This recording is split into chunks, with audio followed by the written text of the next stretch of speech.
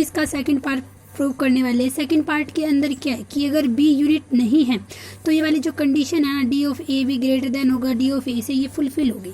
तो मान लेते हैं कि बी क्या है, एक यूनिट नहीं है, B is not a unit. ठीक है, तो हमने दो एलिमेंट मान रखे थे ए और बी, जो नॉन जीरो एलिमेंट है, जो बिलोंग करते हैं रिंग आर से, और ए क्या है नॉन जीरो और बी भी क्या है नॉन जीरो है। तो इन दोनों की प्रोडक्ट क्या होगी, ए बी, वो भी एक नॉन जीरो एलिमेंट होगी। ठीक है, तो अब ए और बी दोनों नॉन जीरो एलिमेंट है और उनकी प्रोडक्ट भी एक, उनके ऊपर बाइनरी ऑपरेशन लगाया हमने तो वो भी नॉन जीरो आ गया। तो इसका मतलब क्या हो गया, ए बी भी नॉन जीरो हो गया और वो क्या हो गया, बिलोंग करता है आर से। ठीक है, तो अब देखिए आर जो हमारी रिंग है वो विदाउट जीरो डिवाइजर्स हो चुकी है, क्योंकि अगर दो नॉन जीरो एलिमेंट्स की बाइनरी ऑपरेशन लगाने के बाद भी हमें एक नॉन जीरो एलिमेंट मिलता है तो वो कैसी हो जाती है, ring free from the zero divisors हो जाती है। अब देखिए ए बिलोंग करता है आर से और बी है जो कि नॉन जीरो है वो भी बिलोंग कर रहा है आर से। ठीक है, तो इसका मतलब क्या होगा, यहाँ पे दो इंटीजर रिंग के अंदर एग्जिस्ट करेंगे क्यू और R such that belongs to R, such that हम लिख सकते हैं ए को क्यू इनटू में जो हमारा एलिमेंट था ए बी, सॉरी यहाँ पर ए बी आएगा, जो ए बिलोंग करता है आर से और ए बी क्या नॉन जीरो एलिमेंट है जो आर से बिलोंग करता है।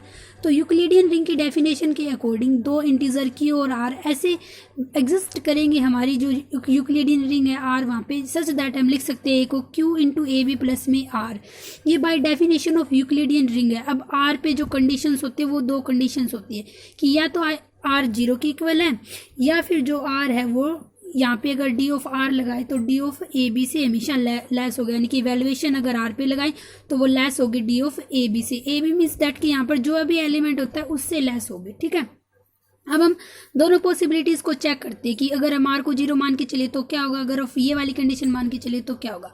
फर्स्ट कंडीशन लेते हैं कि अगर आर जीरो है, यदि आर जीरो हुआ तो इस इक्वेशन में हम आर को जीरो पुट कर देंगे तो हमारा क्या बनेगा, A is equal to Q in A B, A is equal to plus zero हो जाएगा। तो this implies that A is equal to one minus में हम इसको क्या लिख सकते हैं, Q B is equal to zero. A common निकाल लिया हमने, इसे जो क्यू बी था ये लिख दिया पूरा। अब यहाँ पे है ए क्यू से पहले और हमने यहाँ पे सीधा क्यू बी लिख दिया, क्योंकि आर क्या है कम्यूटेटिव रिंग है तो हम इसको ऐसे लिख सकते हैं।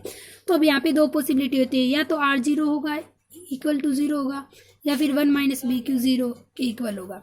तो बट ए क्या है, नॉन जीरो है। क्यों नॉन जीरो है, क्योंकि हम पहले ही मान के चल चुके हैं कि ए क्या है, हमारे और भी दो नॉन जीरो एलिमेंट है जो हमारी यूक्लिडियन रिंग आर से बिलोंग करते हैं।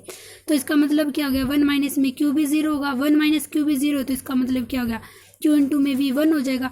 अब दो एलिमेंट की प्रोडक्ट करने से हमें आइडेंटिटी एलिमेंट मिल रहा है, यानी कि ये दोनों एक दूसरे के इन्वर्स होंगे, यानी कि बी का इन्वर्स क्या होगा, क्यू होगा। तो अगर जिसका मल्टीप्लिकेटिव इन्वर्स एग्जिस्ट कर गया यानी कि वो यूनिट हो गया, इसका मतलब क्या हो गया, बी इज अ यूनिट हो गया। बट हम ऊपर मान के क्या चले, बी क्या है, एक नॉन यूनिट एलिमेंट है।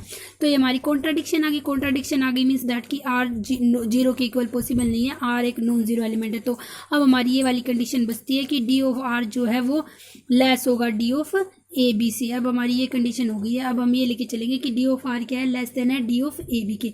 अब देखिए जो नाव यहाँ से अगर हम आर की वैल्यू निकालना चाहे तो यहाँ से आर की वैल्यू क्या आ जाएगी, आर इज इक्वल टू कितना आ जाएगा, ए माइनस में क्यू ए बी आ जाएगा।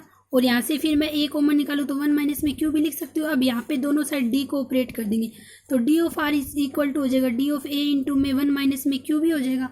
अब देखिए जो हमारा जो डी ऑफ आर है, सॉरी जो डी ऑफ ए है वो क्या हो जाएगा, लेस देन इक्वल टू है D of A one minus में क्यू बी की। ये वाली हम चीज़ लिख सकते हैं क्योंकि हमारी यूक्लिडियन रिंग की डेफिनेशन ये कहती है कि अगर ए और बी दो एलिमेंट है जो रिंग आर से यूक्लिडियन रिंग से बिलोंग करे तो डी ऑफ ए भी हमेशा ग्रेटर होगा डी ऑफ ए से। इसी तरह से अगर ए को एक एलिमेंट मान ले और बी क्यू को एक सेकंड एलिमेंट मान ले तो ये वाली कंडीशन हमेशा होल्ड करेगी कि D of A greater than equal to होगा D of A one minus में क्यू बी के। बट जो ये वाली चीज़ है ये हमारी डी ऑफ आर के इक्वल है तो डी ऑफ ए क्या हो जाएगा, less than equal to D of R हो जाएगा। ठीक है, तो डी ऑफ आर की इक्वल हो जाएगा। अब जो हमारी इक्वेशन है ये वाली आप देखिए कि आर इज इक्वल टू किसके इक्वल था, क्यू इंटू में वन माइनस ए बी के।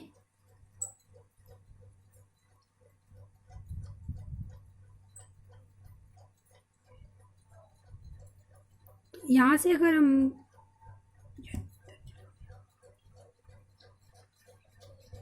ये देखिए इक्वेशन, ये हमारी इसको नाम ले देते एक इक्वेशन और इसको नाम देते टू इक्वेशन।